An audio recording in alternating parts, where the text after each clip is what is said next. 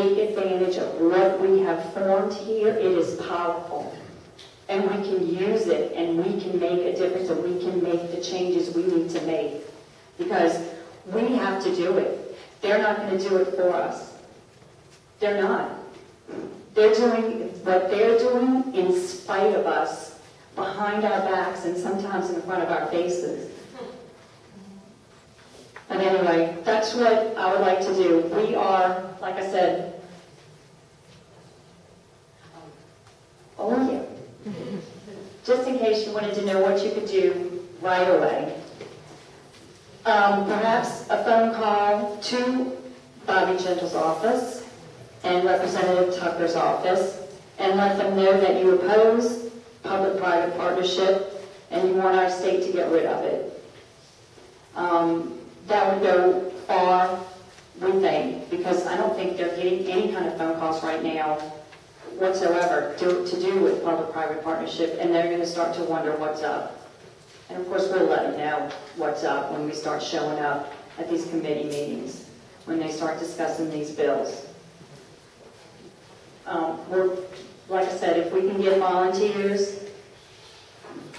I was just going to say that I'm going to go ahead and try to read the link with Karen to say that anyone interested, my email address is secretary@BatonRougeTeaParty.net. And it would be best if you would email me, because when I sent out the mass email to notify everyone of this meeting, I got 91 returns on invalid emails. So it's very difficult for us to decipher handwriting. So the best thing to do would be to email me what I want to try to do, and I have a table set up over here. I would like to set up some little watcher groups so that we can make phone call trees, you know, or even email, text messages, you know, if we can contact you that way to be on the go at the spur of the moment. I'm going to try to get the committees, you know, information on the committees that we want to try to watch. The Baton Rouge Tea Party is going to be vital to this because you guys are here. And so when, you know, when we have bills that, what we're trying to do hopefully is divide up the committees, like I said. And I know we're watching education and we're watching health and welfare. And maybe you guys can come up with another committee that you all feel comfortable or have the expertise to watch. We have an attorney that's been looking over our stuff, and we have some teachers and then school board members. So we do have the expertise, and that's why we're comfortable with it. And of course, some of us are in that field. So that's where we, you know, that's kind of what we're thinking of when you form your committees to watch their committees. I believe there's 20 overall. I think there's 10 for each. House and Senate. Okay, I'll post that on Facebook. I think that's correct. But I think it is about that, yeah, 10 for each. There's like labor, health and welfare, judicial affairs, appropriations. So in order to stay on top of everything and stop the local move, you know, I mean, we're going to try and stop education from moving forward, but actually education is tying into labor. And I mean, it's all going to tie into healthcare too, because of the fabulous healthcare centers that they're going to be offering at the schools now. I don't know if y'all heard about that. The one in Chalmette, they're already treating the kids in Chalmette without parental authorization. These committees meet on specific days of the week.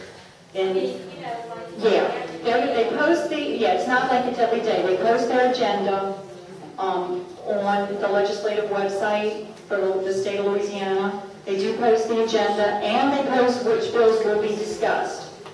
So, yeah, they do change it though, and probably they'll start doing that if there's stuff that they get wind of.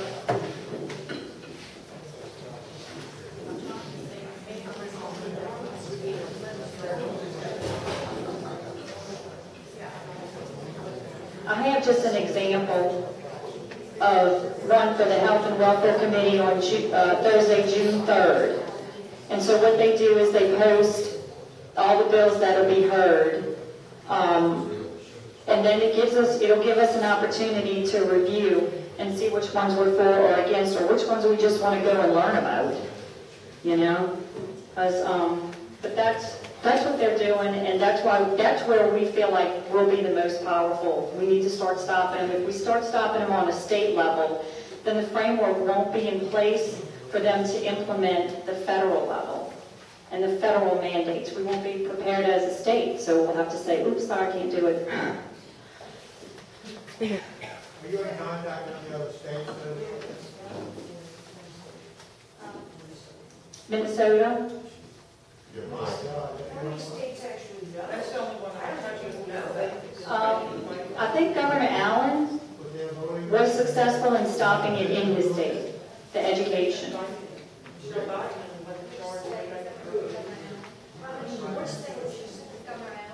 Governor Allen was in Virginia. Yes, he stopped it. No, that was Charles. He stopped there for the rest of the education. We didn't get into that yet. That's a whole. Right.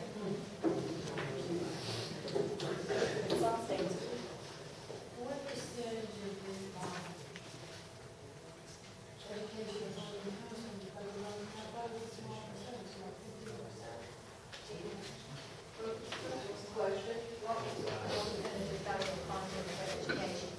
The question was, what percentage of federal funding do we get towards education?